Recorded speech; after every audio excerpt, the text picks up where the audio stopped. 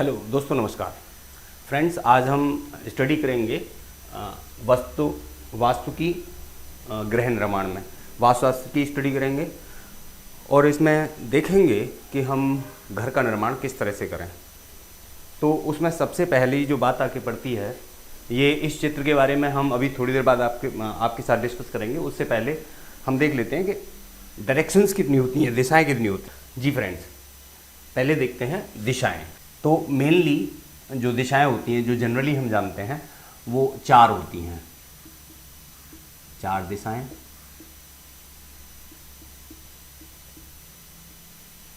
लेकिन वास्तु की दृष्टि से इन दिशाओं की संख्या होती है 10। वो कैसे होती है वो भी देख लेते हैं। तो मान के चलिए ये हम ज़मीन पर हैं, ये इस तरह से। तो यहाँ पर 2 डायरेक्शंस होती हैं, एक तो ऊर्ध्व ऊपर की ओर और एक होती है नीचे की ओर। इसे कहते हैं अधो। एक ऊपर की ओर डायरेक्शन और एक नीचे की ओर डायरेक्शन। तो एक हो गई ऊर्ध्व और एक हो गई अधो। ठीक है, चलिए। इसके बाद 4 दिशाएं हम जानते ही हैं। अगर हम ब्लैक बोर्ड पे चल रहे हैं, 2D डायमेंशन में हैं, तो ये इस तरह से होती हैं। ईस्ट, वेस्ट यानी पूर्व, पश्चिम, ये उत्तर यानी नॉर्थ, और ये दक्षिण यानी साउथ। ठीक, अब ये हो गई 2 ऊपर नीचे, ऊर्ध्व और अधो, फिर 4 ये, तो ये हो गई 6। अभी 4 बाकी रह गई। ओके फ्रेंड्स, तो 4 को और देख लेते हैं।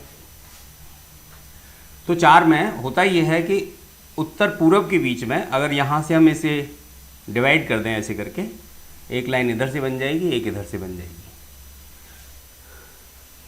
तो एक डायरेक्शन ये होगी और इसका नाम हम देते हैं उत्तर पूर्व दिशा। उत्तर पूर्व दिशा, ठीक है। इस उत्तर पूर्व को हम वास्तु के हिसाब से इसे बोलते हैं ईशान कोण, राइट। इस पूर्व और दक्षिण, इसको बोलते हैं पूर्व दक्षिण दिशा या दक्षिण पूर्व दिशा, पूर्व दिशा। और इसी को कहते हैं आग्नेय कोण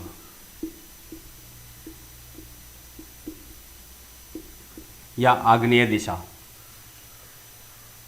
दक्षिण पश्चिम को, इसको दक्षिण पश्चिम दिशा कहें, और इसको कहते हैं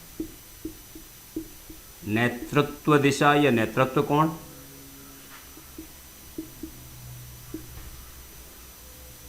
और इसको कहते हैं पश्चिम उत्तर या उत्तर पश्चिम,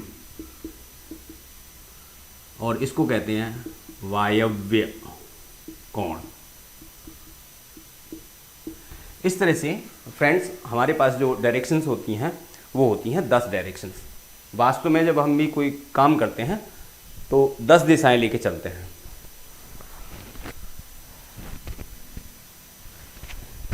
तो ये तो रही 10 दिशाओं की बात। अब 10 दिशाओं में जब हम वास्तु में चल ही रहे हैं तो हमें ये देखना होता है कि इन 10 दिशाओं में इनके जो देव होते हैं वो कौन कौन से होते हैं। 10 दिशाओं में कौन कौन से देव होते हैं, कौन कौन से, किस दिशा का कौन प्रतिनिधित्व कर रहे होते हैं।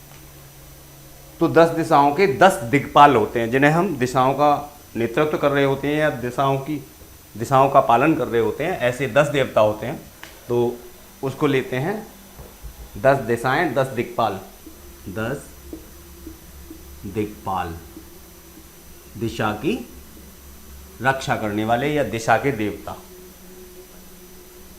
तो उसे हम देख लेते हैं, पहले दिशाएं और फिर दिक्पाल। इसको हम इस तरह से डाइवर्ट कर दें। तो पहली दिशा आती है हमारी ऊर्ध्व, ऊर्ध्व दिशा। इसके जो देव हैं वो हैं ब्रह्मा।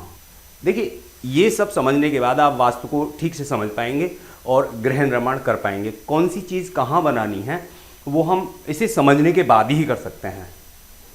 वो जो दिशाओं का खेल मैंने अभी बताया था उसे भी देखते हैं कि हम कहाँ कहाँ किस तरह से अप्लाई करेंगे उसे। तो ध्यान से देखिए। दूसरे हैं ईशान, दूसरी दिशा आई थी ईशान। इसके हैं शिव या जिन्हें ईश भी कहते हैं, उसी से बना है ईशान।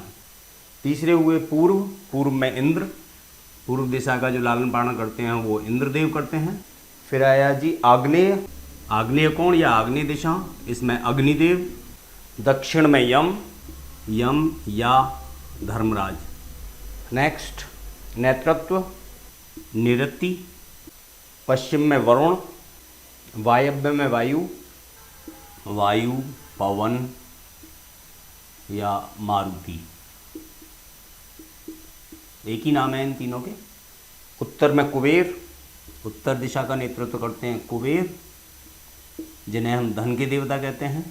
और जी अब लास्ट रह गया अधो, अधो दिशा के जो देव हैं वो हैं अनंत। ठीक है मित्रों, इस तरह से हम इन सभी दिशाओं के जो देव हैं उनको मान लेते हैं और उनके अनुसार फिर हमारे जगह का स्थापन भी हो जाता है कि किस जगह पर कौन से देव की स्थापना होनी चाहिए या कौन सी जगह पर, घर में कौन सी जगह पर क्या बनना चाहिए।